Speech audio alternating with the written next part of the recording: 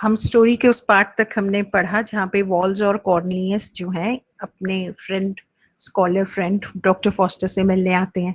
तो फॉस्टर्स जो है पहली पहली बात जो है वो क्या चाहता है उनसे एडवाइस कि क्या जो मैजिक है इसको प्रैक्टिस करना, ये जो बिकॉज जो वॉल्स और कॉर्लिनियस हैं उनकी एडवाइस से ही उसने इस फील्ड की तरफ सोचना और इसको एक्सपीरियंस करने का जो एक इंटरेस्ट था वो डेवलप हुआ था। तो वो पहले तो वो एक्साइटमेंट ही दिखाता है कि तुम्हारी एडवाइस से देखो ये सारी जो उसकी सॉलिलॉकी में हमने पढ़ा कि ये उसके डिजायर्स थे, that I will be all powerful, मैं क्या क्या कर लूंगा, मेरे अंडर जो है स्पिरिट्स होंगी, वो मेरी स्लेव्स होंगी, है ना। तो हम उसकी डिजायर्स देख रहे थे कि पूरे जर्मनी को ब्रास से कवर कर लूंगा, दिस एंड दैट। तो पर यहाँ पे जब वो अपने फ्रेंड से मिलता है तो उनको कहता है कि ये मत समझना कि तुम्हारी एडवाइस ही थी और मैंने इसीलिए नेक्रोमेंसी में, ब्लैक मैजिक में और ज्यादा प्रैक्टिस और उसकी तरफ मेरा जो इंक्लिनेशन है वो बड़ा है, but it is my own free choice. बड़ा क्लियरली वो यहाँ पे मेंशन करता है कि मेरी अपनी फ्री चॉइस है, मैंने बहुत पॉन्डर किया है, बहुत डीप थिंकिंग के बाद मैं इस डिसीजन पे आया हूँ कि मैं प्रैक्टिस करूंगा और स्टडी करूंगा नेक्रोमेंसी, ब्लैक मैजिक की। और फिर यहाँ पे कुछ ऐसे एक्सप्रेशन यूज करता है वो कि मैजिक ने मुझे रेविश कर दिया है, you know something when a person is totally taken by you know the spell of something. और वो कैसे फिर वहाँ पे रिकॉल करता है कि जो कुछ भी डिस्कशंस उसकी एक जर्मन चर्च के प्रीस्ट के साथ हुई थी, और वो इन अपने फ्रेंड्स को, वॉल्स और कॉर्लिनियस को बहुत क्लियरली बताता है कि अब मैंने डिसाइड कर लिया है, मेरा फर्म डिटर्मिनेशन है कि मैं ना, जैसे एक बहुत फेमस मैजिशियन था ओल्ड टाइम्स का, उसका नाम था एग्रिपा, AGRIPPA। तो I am going to be as great, you know, जैसे कि एग्रिपा नाम का जो मैजिशियन था वो था।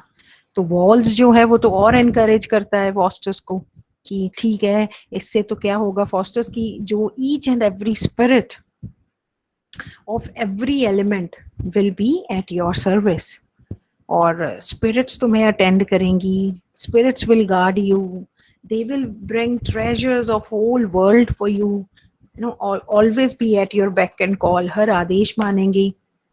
और ये जो हैं यही स्पिरिट्स हैं, they can come in the form of some beautiful women, unmarried maidens।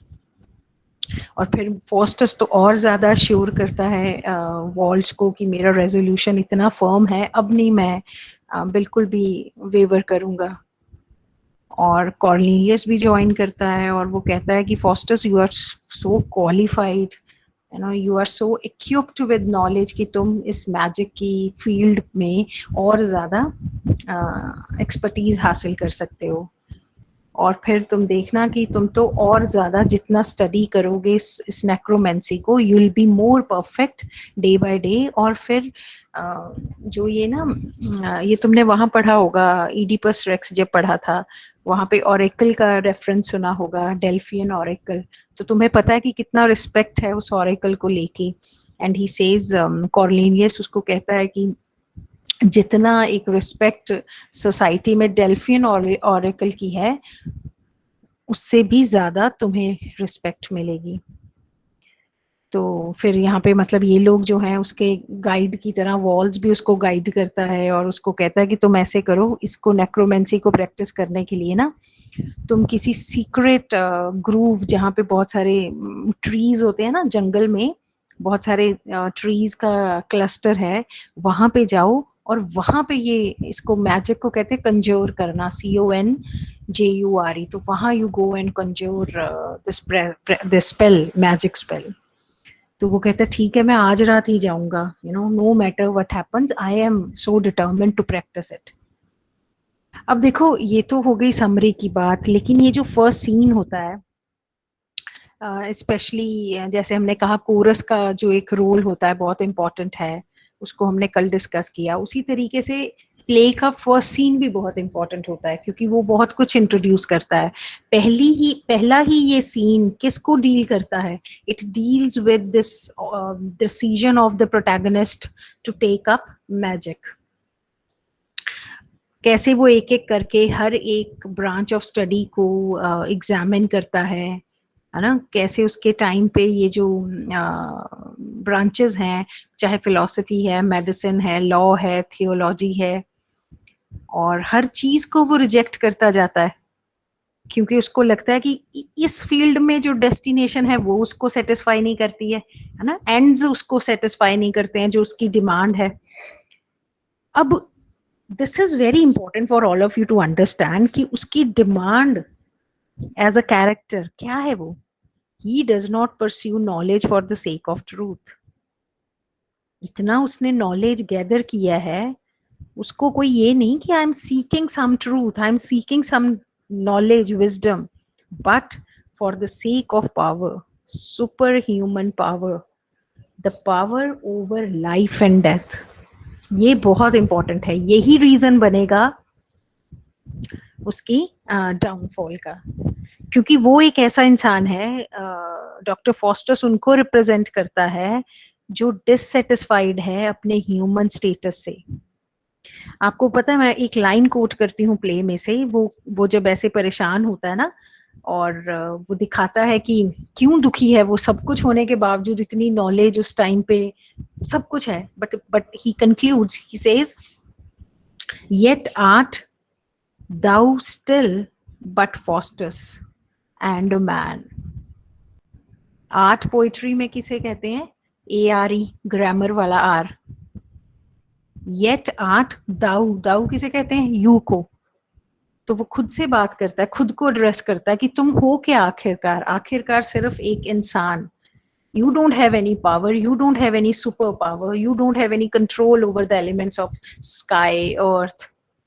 यहाँ पे वो ये जो लाइन है ना, ये मतलब इतनी इंपॉर्टेंट है उसकी मनोदशा, the dilemma of his heart, that is shown so beautifully in this one line, yet art thou still but Faustus and a man. तो एक इंसान ही तो तुम, नाम तुम्हारा फॉस्टस है, you are just a human being. So he is clearly dissatisfied with the human status, और वो यही rebel करता है। He becomes a rebel against human limitations, क्योंकि उसको तो पावर चाहिए। कौन सी पावर चाहिए? कि इंसान जो है वो इटर्नली क्यों नहीं अमर हो सकता एक इंसान, और क्यों नहीं हम पावर हो सकती हमारे पास कि हम डेड को वापस लाइफ में ले आए। इसीलिए तो वो सब ये रिजेक्ट करता है। थियोलॉजी, जैसे मैंने आपको बताया, डिवाइन नॉलेज है जो गॉड और उसकी एग्जिस्टेंस की, और उसको बार बार, अच्छा थियोलॉजी में देखो तुम कि जब तुम पढ़ते हो ये सारी चीजें, स्क्रिप्चर्स, गॉड का existence, everything, you conclude to this part की जो एक इम्पॉर्टेंट रिकग्निशन है इन सब चीजों में, ये जो धार्मिक ग्रंथ है सब कुछ, ये किस चीज को रिकॉग्नाइज करते हैं? कि मैन मॉर्टल है, नाश्वर है इंसान, और वो वीक है, वो हर चीज पे अटेन नहीं कर सकता 100% परफेक्शन और नॉलेज। तो इसीलिए वो ये भी छोड़ देता है, मतलब और वो अपने आप को कहाँ जा रहा है फिर? Black magic is equal to devil. और there is this very famous quote, que sera que sera, que sera sera means जो होना है वो होकर ही रहता है ना, what will be shall be. वो कहता नहीं, Faustus is not ready. Faustus says कि मैं जो हूं, my own will, I am going to act according to my will. और ये आप देखो बच्चे, ये जैसे हम आर के नारायण का नॉवल पढ़ते हैं या कोई ऐसा नॉवल पढ़ते हैं और हम कहते हैं इसमें आयरनी है, कैरेक्टर सोचता कुछ है, हो कुछ जाता है, उसको तो एहसास नहीं है कि एक जो डिवाइन पैटर्न है, एक जो कॉस्मिक पैटर्न है, उसमें तो वो एक सिर्फ पॉन है, वो तो एक ऐसा नॉर्मल मोहरा है जो जो मूव कर रहा है। अब ये इंसान कौन? डॉक्टर फॉस्टस, जो इस चीज को, इस डॉक्ट्रिन को रिजेक्ट करता है कि what will be shall B, ऐसा नहीं होगा, मैं लिखूंगा अपनी डेस्टिनी। तो ये खुद ही क्या करता है? कौन? डॉक्टर फॉस्टर्स चूज करता है डेविल और डैमनेशन। खुद पहुंचता है डेविल के पास, डेविल तो नहीं आता ना इसके पास। सो दिस ये जो लॉजिक फॉस्टस के दिमाग में है ना कि मैं स्क्रिप्चर्स, मैं डिविनिटी सब कुछ खत्म रिजेक्ट कर दूंगा, ये पूर्ण रूप से अगर हम देखें तो उसके कैरेक्टर में बहुत बड़ी आयरनी है, उसके करियर में बहुत बड़ी आयरनी है, क्योंककि ये मिसलीड करता है उसको। वो चाहता है कि मुझे क्या चाहिए, he wanted a world of profit and delight. ये खुद है पोएम्स की प्ले की लाइंस हैं ये।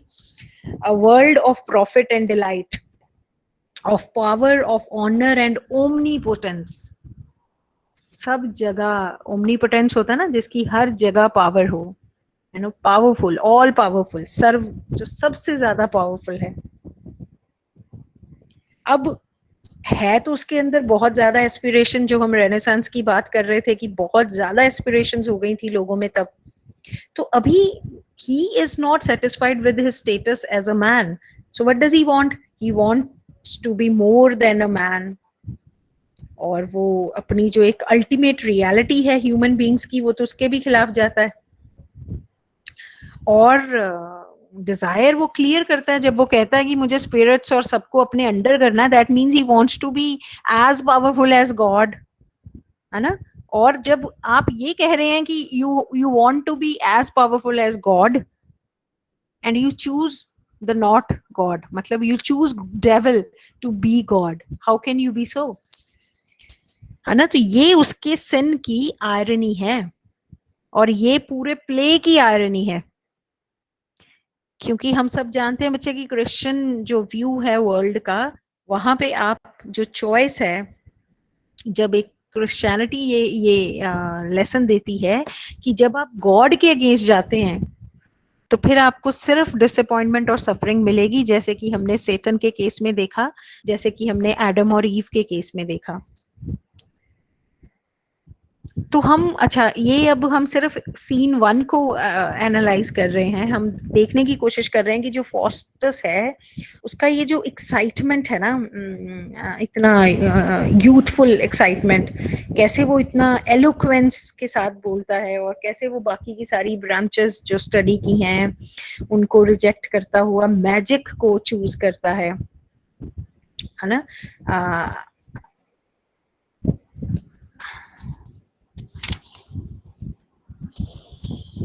सो दैट मीन्स अगर हम कैरेक्टर स्केच की बात करें तो ये फर्स्ट सीन जो है इनको क्लियरली डिलिनेट करता है इस कैरेक्टर को, the kind of energy this person has, impatience है, एक्सट्रीमिज्म में विश्वास है, मॉडरेट तो है ही नहीं ये, है ना।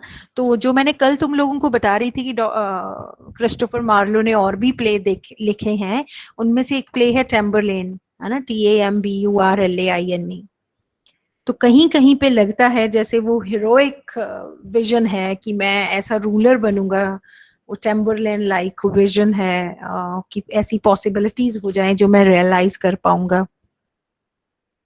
और दूसरी इंपॉर्टेंट चीज यहाँ पे वो है बच्चे, गुड और बैड एंजल का आना, क्योंकि वो उसकी अपनी कॉन्शियस है, the good and evil impulses of his own conscious, जो उन 2 एंजल्स के रूप में, फॉर्म में हमारे आगे आते हैं, रीडर्स के आगे, क्योंकि ये उस इंसान का मेंटल कॉन्फ्लिक्ट है। सो दैट मीन्स हम इतना ध्यान रख रहे हैं आपकी सीन 1 के खत्म होने तक डॉक्टर फॉस्टस ने सेटल कर लिया है कि उसकी स्टडीज जो हैं वो क्या होने वाली हैं, to conjure, to make a place in the world of magic. और कहीं ना कहीं जब ये सीन खत्म होता है ना रजे, वो एक लास्ट लाइन वहां पे बोलते हैं कि मैं ना जल्दी से ये एक प्रैक्टिस कर लूं, एक स्पेल की, एक मैजिक स्पेल की, है ना, आई डाई देयरफॉर, फिर तो लाइफ थोड़ी है ना, मरना ही है।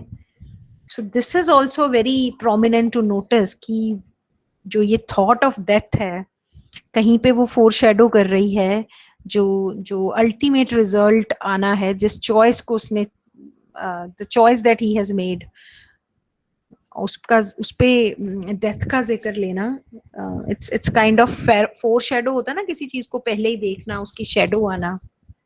So this is how this scene 1 ends. फिर इसी एक्ट में, एक्ट 1 में सीन 2 है जहाँ पे दिखाया है कुछ शॉर्ट सीन है, बहुत शॉर्ट सीन है। दो स्कॉलर्स हैं, बहुत वरिड हैं वो कि फॉस्टस ही नहीं पता चल रहा, वेयर अबाउट्स नहीं पता फॉस्टस के, बहुत टाइम हो गया, यूनिवर्सिटी में होना चाहिए, वो तो इतने ग्रेट स्कॉलर हैं। अच्छा, फिर वहां पे उनको इन दोनों स्कॉलर्स को वॉगनर मिलता है। वॉगनर हमें पता है फॉस्टस का सर्वेंट है, और वो उनसे पूछते हैं कि भाई फॉस्टस कहाँ है। तो वॉगनर जो है बहुत ही ज्यादा फन लविंग कैरेक्टर दिखाया है, और वो कुछ थोड़ा सा ना लाइट हार्टेड टॉक में इंडल्ज होता है इन स्कॉलर्स के साथ। और वॉगनर क्योंकि अब इतने सालों से फॉस्टस के साथ रह रहा है, तो उसके स्टाइल को कॉपी करता है वो, the way doctor foster speaks.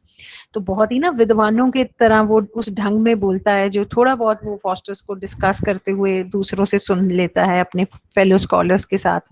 So Wagner ने एक चीज सीखी है, वो ही बिगिंस प्लेइंग विद वर्ड्स, और अपने इस प्ले ऑफ वर्ड्स के साथ वो उनको कंफ्यूज करना चाहता है उन दो स्कॉलर्स को।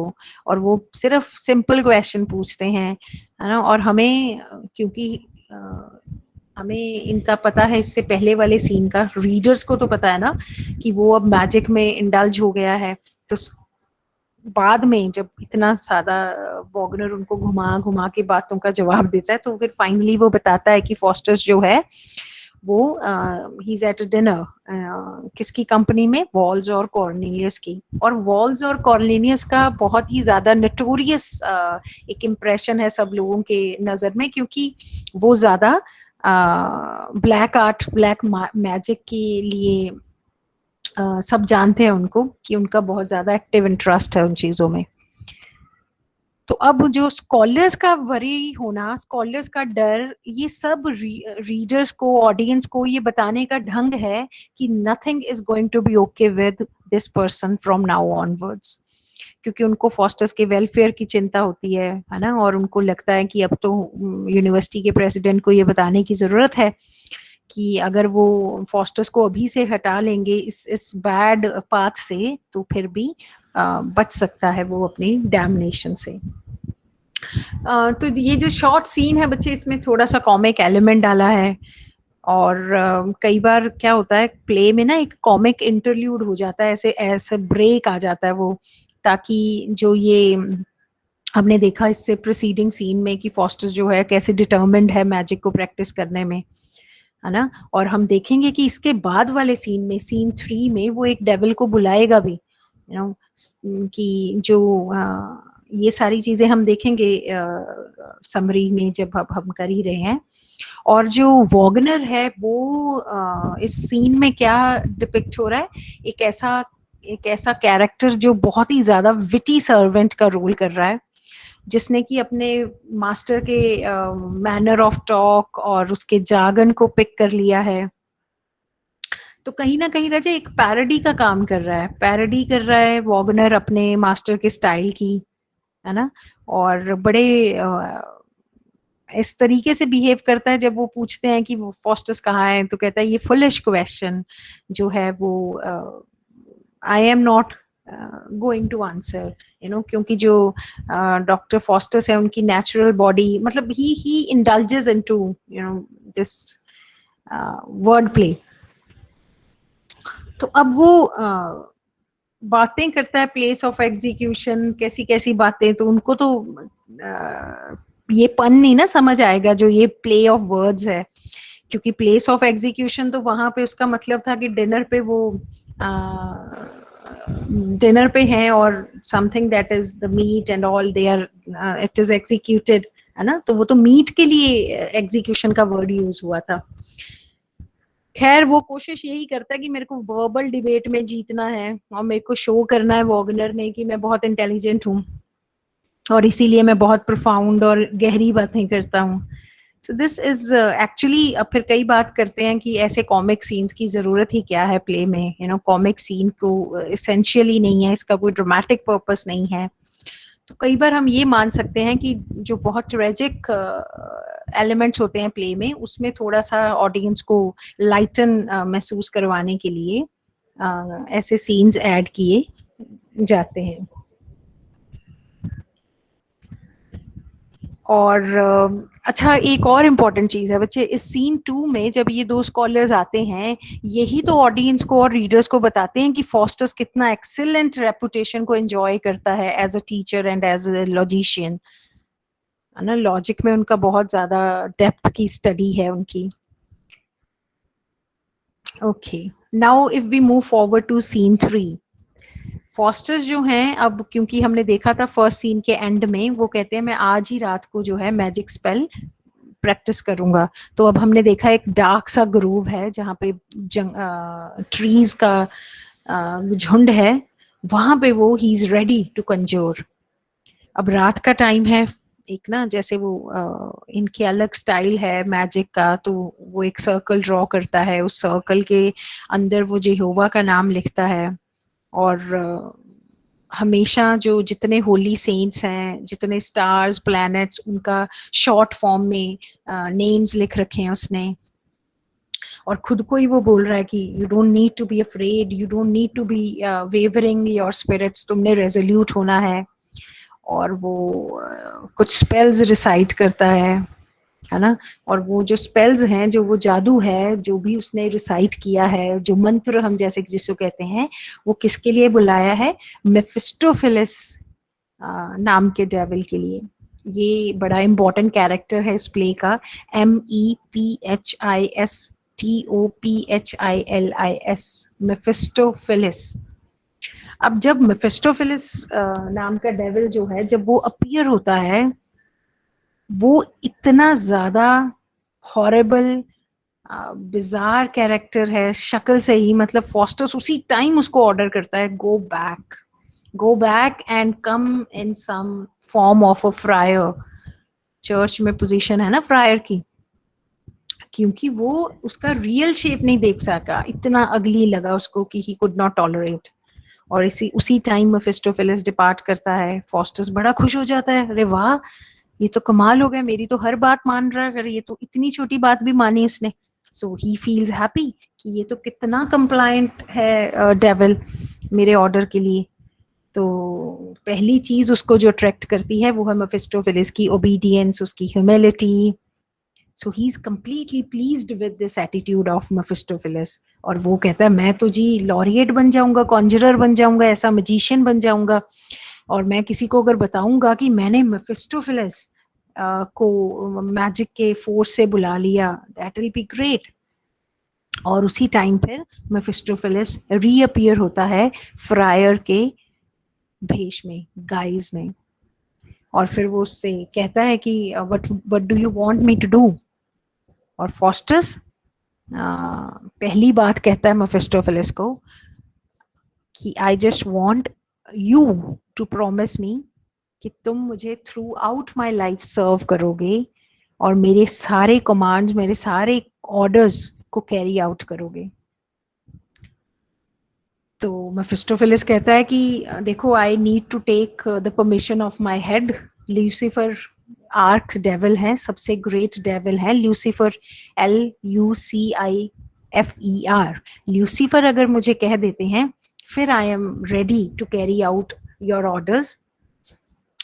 तो फिर फॉस्टस हैरान होता है कि तुम यहाँ पे how have you come Mephistopheles on the basis of these conjuring speeches, है ना। और वो कहता मैं तो एक मिशरी हूँ, मैं तो एक मैसेंजर हूँ डेविल का, कि ये जो तुमने कॉन्जरिंग स्पीचेस किए, ये तो एक इंसिडेंटल कॉज बन गया मेरे आने का, लेकिन हम हैं तो लूसीफर के सर्वेंट्स।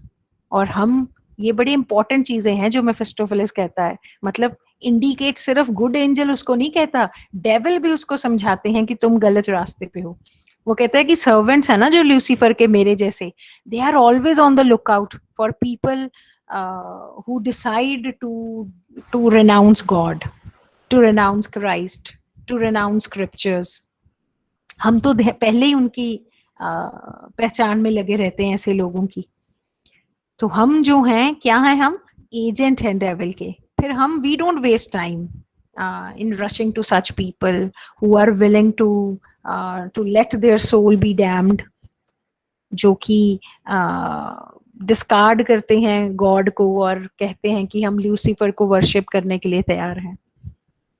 अब क्योंकि बच्चे ये जो सारे डेविल्स हैं ये सब जो थियरीज, जो रिलीजियस थियरीज तो यही कहती है ना कि ये सब गॉड के ही क्रिएशंस हैं, लेकिन इन्होंने सबने रिबेल किया कि हमें उतना ही पावरफुल बनना है जैसे कि गॉड है, तो इन्होंने जब रिबेल किया तो गॉड पनिश देम हेल।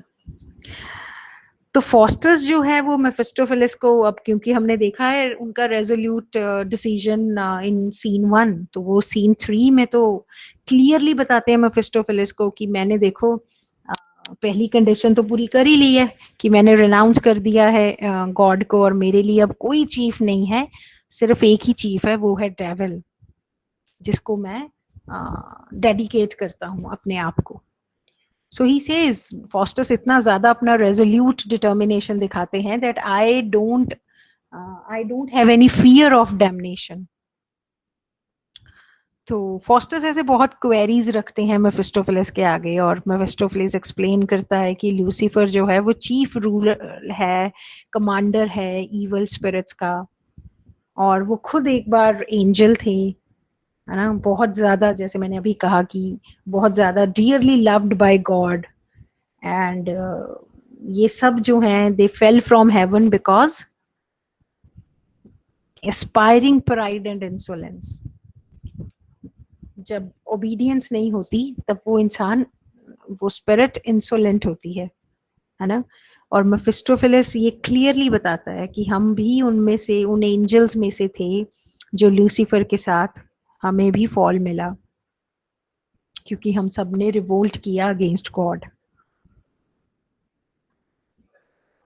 तो ये सारी मेफिस्टोफेलिस कुछ हाइड नहीं करता है, he tells him everything, he tells कि कैसे सारे जो जितने एक्सपेल्ड एंजल्स थे वो फॉरएवर पेरिनियल डैमनेशन में चले गए, मतलब अब हमेशा के लिए उनको हेल में रहना है, फॉरएवर डूम्ड हो गए वो।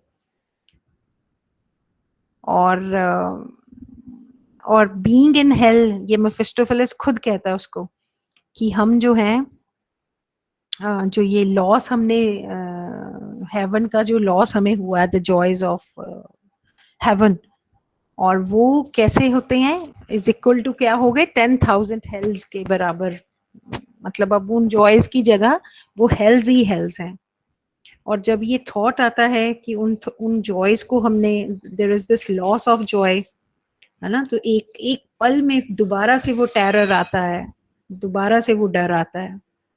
तो फॉस्टर ये सब सुन रहा है, वो बहुत सरप्राइज्ड भी है कि ये क्या हो रहा है, मेफिस्टोफेलिस का सॉरो, और वो किसके लिए sorrow, sorrow over the joys of haven. तो वो कहता है तुम मुझसे देखो, मतलब फॉस्टस उसको एग्जाम्पल देता है मेफिस्टोफेलिस की, मेफिस्टोफेलिस को, कि तुम मुझे देखो, और देखो लर्न करो क्या होता है मैनली फोर्टिट्यूड। मतलब fortitude means that you are not afraid, you don't waver, आप डगमगाते नहीं है। और वो मेफिस्टोफेलिस को कहता है तुम जाओ लूसीफर के पास और उसको बताओ कि Faustus is willing to surrender his soul to Lucifer, but on one condition कि लूसीफर 24 ईयर्स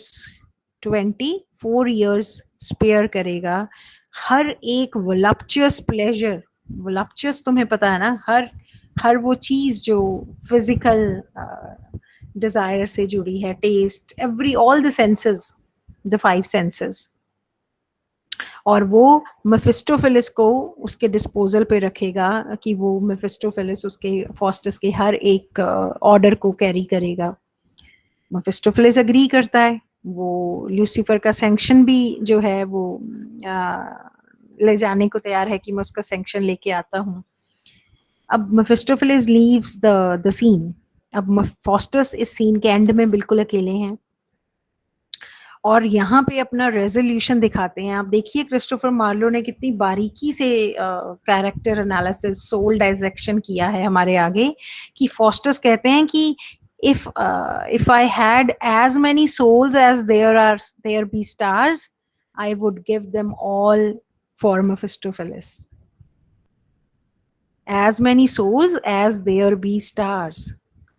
तारों की तो गिनती हो नहीं सकती ना, इन्फिनिट स्टार्स हैं, तो उतनी सोल्स भी होती मेरे पास तो मैं वो भी बार्गेन कर देता डेविल के साथ।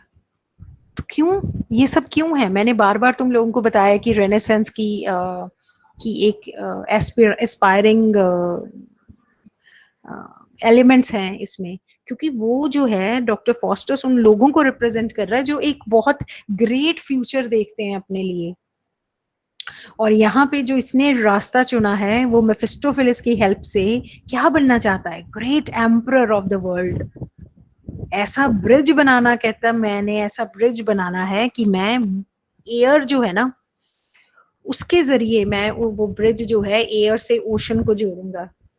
मेरे पास बहुत ज्यादा आर्मी होगी, दिस जैसे हमने पहले बात की थी, ऐसा world of power and delight. तो ये मैंने इतना डिटेल में इसकी बात इसलिए की बच्चे, क्योंकि ये ना जितना हमारा पूरा प्ले है उसके सभी इंपॉर्टेंट सीन्स में से एक है। क्योंकि हमने देखा सीन के शुरू में ही वो कैसे मैजिक इनकांटेशंस को गाता है और कितना खुश हो जाता है अपनी सक्सेस पे। और वो यहाँ पे एक कमेंट भी है जब उसको कहता है कि तुम फ्रायर बन के आओ, है ना, क्योंकि उसको क्या एक देखो ये सो कॉल्ड जो रिलीजियस लोग होते हैं ना, सो कॉल्ड से मतलब जिनका रिलीजन से कोई लेना देना नहीं है, उनको रिलीजन एक टूल लगता है अपने सेल्फिश मोटिव्स पूरे करने के लिए। ये बात वो कहता भी है फॉस्टर्स की, that Holi shape becomes a devil best. जब एक डेविल जो है वो एक होली शेप में आता है ना, क्योंकि वो यहाँ पे हमने पहले भी कहा था ना, करप्ट है सोसाइटी, रिलीजन में बहुत करप्शन है। और वो एक सरकास्टिक रिमार्क है इस कैरेक्टर का अबाउट दिस करप्शन। और जैसे मैंने कहा कि वो कितना खुश हो जाता है कि कितना मेफिस्टोफिलिस प्लाइंट है, उसकी हर बात मान रहा है। लेकिन जो तुम सबने as a reader as a student देखना है, वो देखना है मेफिस्टोफिलिस की ऑब्जर्वेशंस, जो वो खुद उसको वार्निंग की तरह कहता है कि तुम बहुत इल्यूजन, भ्रम पाल रहे हो फ्यूचर को लेके, है ना। कैसे वो क्लियर करता है कि तुम्हारी कॉन्जरिंग स्पीचेस से नहीं मैं इतना आया, जितना तुमने खुद हमें एविडेंस दिया है इस बात का कि तुम एवर लास्टिंग डैमनेशन लेने के लिए, वो खतरा उठाने के लिए भी तैयार हो, है ना। फिर वो कैसे बात करता है ये भी क्लियर कट बताता है कि हमारे अंदर प्राइड और इंसोलेंस भर गया था जो हम हेवन से हमें हेल मिला। और यहाँ पे सीधा सीधा जो फॉस्टर्स है वो प्राइड और इंसोलेंस का ही एग्जाम्पल बन रहा है, but he does not listen. अच्छा, फिर जब मेफिस्टोफिलिस बात करता है कि हेल जो है वो एक मेंटल कंडीशन है, ये कोई कोई जगह नहीं है जिसको तुम कहोगे कि वहां जाके हम रहेंगे, ये रिमार्क भी इग्नोर करता है फॉस्टर्स। वो अलर्ट और केयरफुल होने की बजाय वो उसको डांटता है, मतलब मेफिस्टोफिलिस को, कि तुम क्यों सौरों की बात करते हो कि हेवनली जॉयज को लूज कर दिया तुमने, you see the manly fortitude that I have, है ना। और ये जो लाइंस मैंने अभी कोट की थी, इनको मैं दोबारा कोट कर रही हूँ।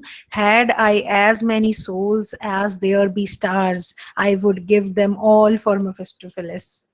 इट शोज कि कितना ज्यादा ये जो इंसान है ये इतना विलिंग हो चुका है कि वो डैमनेशन के रास्ते पे भी जाने को तैयार है। Okay, we'll continue the story in tomorrow's class.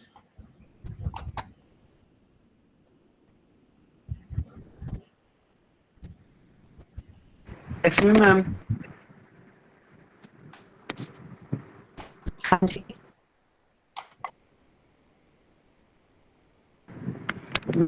आपने हमें लिटरेरी क्लब ग्रुप में एक बात बताई थी कि most of our pain is self chosen. एक मिनट।